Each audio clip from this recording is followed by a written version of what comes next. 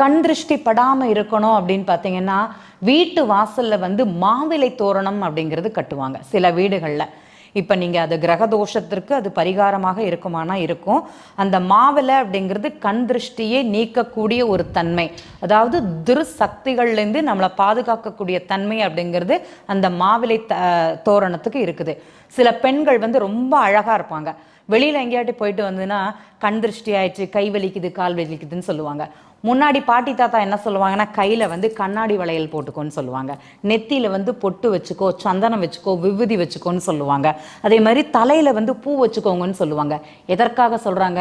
அந்த குழந்தைகளுக்கு அந்த திருஷ்டி தோஷம் விலகிறதுக்காக தான். இப்போ நல்ல அழகாக இருக்குது ஒரு பொண்ணு, கண்ணாடி வளையல் போட்டிருக்காங்க. அந்த கண்ணாடி வெளியில் போயிட்டு வரும்போது அந்த வளையல் உடையுமான உடையும். உங்களுடைய கண் திருஷ்டிங்கிறது அந்த வளையல் உடைவதனால் நமக்கு அது புலப்படுமான நன்றாகவே தெரியும். அப்போ திருஷ்டி தோஷம் இருந்ததுன்னா நம்ம அணியக்கூடிய ஆபரணம் அணிகலன்கள் அப்படிங்கிறது அதை சரி செய்யும் அப்படிங்கிறது உண்மை.